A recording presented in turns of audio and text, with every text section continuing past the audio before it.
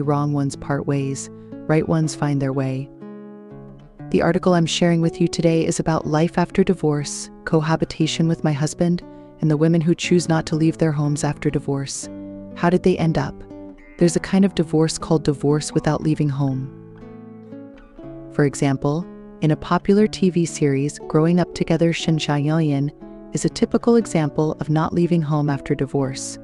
Before marriage, Shen Xiaoyan, like many wandering souls, struggled alone in a distant place. However, after meeting her ex-husband Li Sheng, who had a local household registration, Shen Xiaoyan naively believed she could end her wandering and have a home to shelter her from the storms of life. But reality turned out differently. Li Sheng revealed his true colors after marriage. He was addicted to gambling, liked drinking, and was idle. He neglected household affairs and didn't engage in any legitimate work. He was, in short, a man full of flaws. Eventually, Shen Xiaoyan couldn't bear it anymore and divorced him. But even after divorce, in order to provide a complete home for her child and a place for herself, she chose to continue living under the same roof with her ex-husband. To her surprise, the divorce agreement didn't stop Li Sheng from continuing his misconduct. He became even more aggressive, demanding living expenses from Shen Xiaoyan every month, verbally insulting her, physically abusing her, and even attempting to assault her at night. After the TV series aired, the actress shared her views on divorce without leaving home. She said, "I feel sorry for her, but divorcing without leaving home for the sake of the child, I actually don't agree with it. This kind of family atmosphere has a greater impact on children." Her choice to silently endure mainly stems from her concern for her child. But if we think from the child's perspective, is the mother's concession really what they want for happiness? Many peoples who have experienced similar childhoods commented, saying, "I grew up in such a family. I have no happy memories of my childhood. I didn't even have a normal family life. It's quite painful." Divorcing without leaving home was originally intended for the good of the child, but in reality, the child might end up worse off. If you're already divorced, why continue living together? Can children grow up healthily in such a family? Thanks for listening so far. This channel is for everyone to improve better daily. If any of the words or sentences are helpful, then both my team and I will be very happy. Subscribing and following will help keep us moving forward. Let's get back to sharing. Apart from children, another reason why a woman may choose not to leave home after divorce is that she still harbors fantasies about this already broken marriage.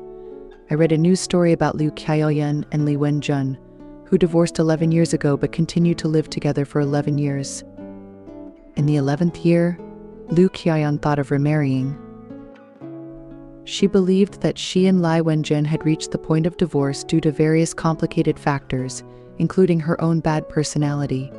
But after living together for more than 10 years and with grown-up children, in the days to come, she hoped for a good reconciliation with Li Wenjun. So, in order to remarry smoothly, Lu Qiaoyan sought help from village cadres and Li's family, hoping they could persuade Li Wenjun.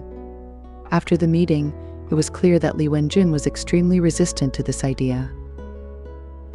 There is also a female guest on a reality show, Mommy, I Want to Be on TV, who chose not to leave home after divorcing her husband. She got married to a male guest after only 4 months of dating at the age of 23. After marriage, the female guest accumulated a huge debt due to her business. At this time, in order to help his wife, the male guest impulsively sold his mother's car and some valuable jewelry. However, this action angered his mother, who already had reservations about their hasty marriage. Later, under pressure, the female guest chose to divorce the male guest without leaving home, thinking that this would preserve the hard-won happiness. But reality told her otherwise.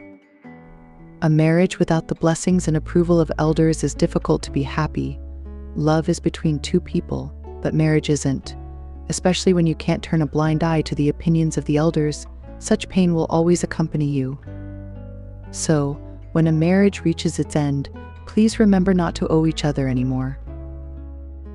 Don't continue the cycle of breaking up and getting back together. A good separation is better than a lingering attachment.